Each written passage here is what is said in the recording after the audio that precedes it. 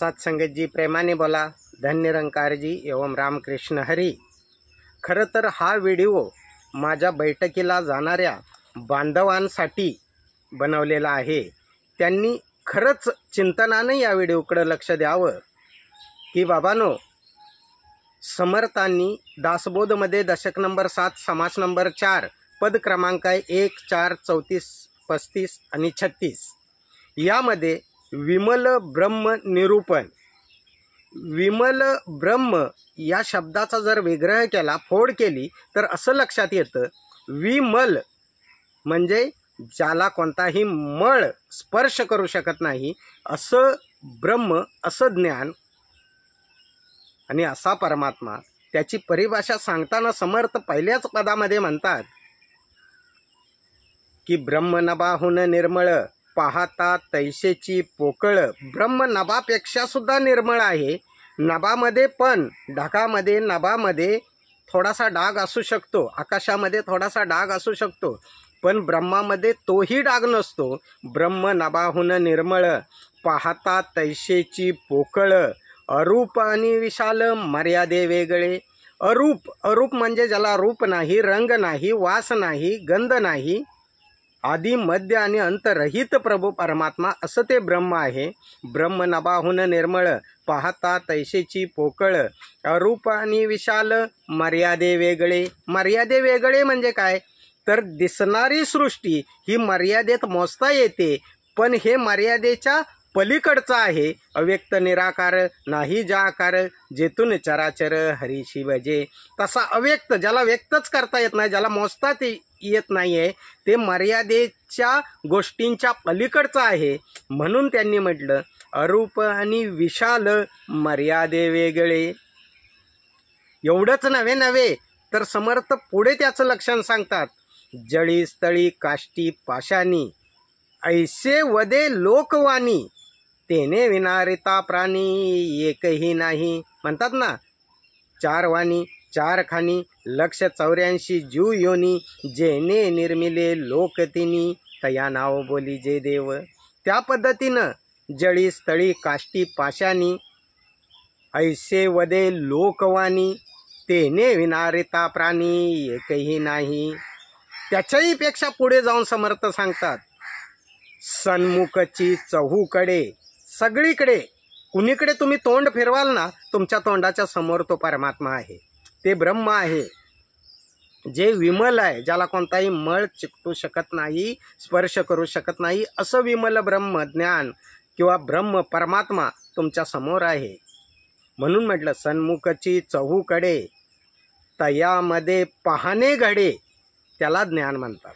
घडे म्हणजे तयामध्ये पाहणे, घडे म्हणजे ज्याप्रमाणे एखादा घडा सागरात असतो आणि त्याच्या आतही पाणी असतं आणि बाहेरही पाणी असतं, तसं सबाह्य अभ्यंतरी माझ्या आतही परमात्मा आहे, बाहेरही परमात्मा आहे, आणि हा जो पंचतत्वाचा घडा आहे तो त्याच्यातच आम्ही पाहतोय, त्याला म्हणायचं ज्ञान,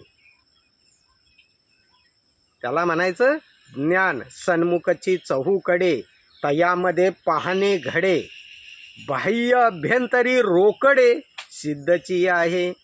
बाह्य अभ्यंतरी म्हणजे माझ्या आत आणि बाहेर सगळीकडे रोकडा परमात्मा भरलेला आहे, समर्थ म्हणतात। बाह्य अभ्यंतरी रोकडे, सिद्धची आहे।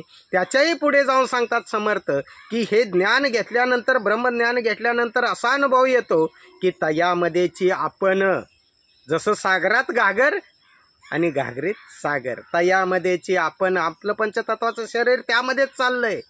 चाले हे शरीर कोणाचे सत्ते, कोण बोलवितो हरी विन, देखवी ऐकवी एक नारायण, तयाचे भजन चुकू नये। त्या पद्धतीनं तयामध्येची आपण, आपणा सबाह्य ते जाण, दृश्या वेगळी, दृश्या वेगळी खून गगनासारखी। दृश्या वेगळी खून इथे अंडरलाईन करा। दृश्या वेगळी म्हणजे काय, या दृश्यानं दिसणारं सगळं जग नाशिवंत आहे, त्याच्याही पेक्षा वेगळी खून, ज्ञानाचा इशारा, ज्ञानाचा बोध, ज्ञानाचं वर्म। दृश्या वेगळी खून गगनासारखी, आणि ती गगनासारखी असणारी दृश्या वेगळी खून, ज्ञानाचा इशारा, ज्ञानाचा बोध, आत्मज्ञानानं, आत्मबोधानं, आत्मदर्शनानं, आत्मानुभूतीनं, आत्मसाक्षात्कारानं प्रभू परमात्म्याला ती खून दाखवून आम्हाला परमात्मा दाखवला जातो. सद्गुरू कर्वे सद्गुरूच्या चरणावर नतमस्तक झाल्यानंतर मग आम्हाला ती खूण समजते. दृश्या वेगळी खूण गगनासारखी. आणि ते ज्ञान घेतल्यानंतर सुद्धा आम्हाला पहिल्यांदा बसल्यानंतर ज्ञानाला कळत नाही आहे. मग आमची अवस्था अशी होते, काही नाहीसे वाटले. शेवटचं पद काय म्हणतायत बघा समर्थ. काही नाहीसे वाटले तेथेची ते कोंदाटले. जैसे न दिसे आपुले आपणाशी धन. की ज्याप्रमाणे एखादा भिकारी धनाच्या हंड्यावरतीच जमिनीत पुरलेल्या उभा राहून त्याच हंड्यावर उभा राहिलाय आणि भीक मागतो, तशी अवस्था आमची होते. तुझं आहे तुझं पाशी परी तू जागा चुकलाशी. आणि खरं तर ती परमात्म्याची जागा बघणं म्हणजे खऱ्या अर्थानं सद्गुरूचं चरण, त्याला म्हणतात जागृत देवस्थान. कारण देव अधिक स्थान, देवाचं ठिकाण दाखवणारा सद्गुरू अंधारातून जागृत करून प्रकाशाकडे नेतो, अज्ञानातून जागृत करून ज्ञानाकडे नेतो आणि खऱ्या अर्थानं देवाच्या मूर्त रूपापासून जागृत करून मनुष्याला देवाच्या अमूर्त स्वरूपाकडे निर्गुण निराकाराकडे नेतो. आणि मग आम्हाला कळतं की बाबा रे, ईश्वर तर माझ्या अंगसंग आहे. जेवढी डोळ्याची पापणी जवळ नाही आहे, जेवढा हा कपडा माझ्या जवळ नाही आहे, त्याच्याही पेक्षा जवळ माझ्या प्रभू परमात्मा भरलेला आहे.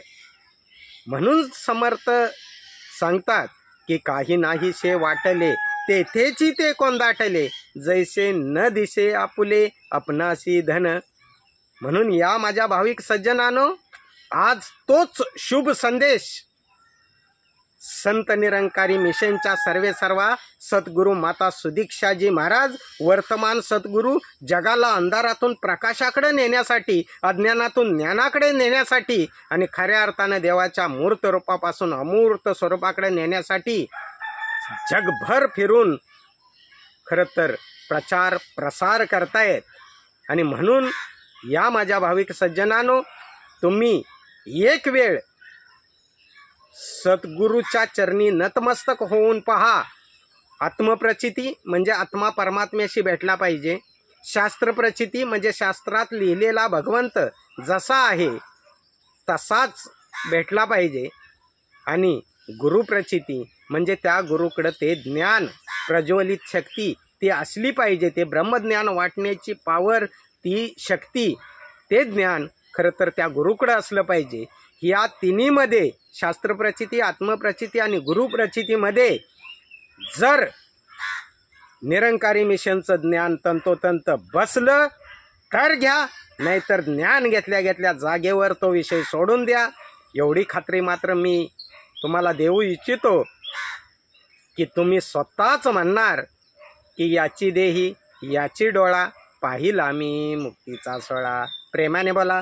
धन्य निरंकारजी. एवं राम कृष्ण हरी.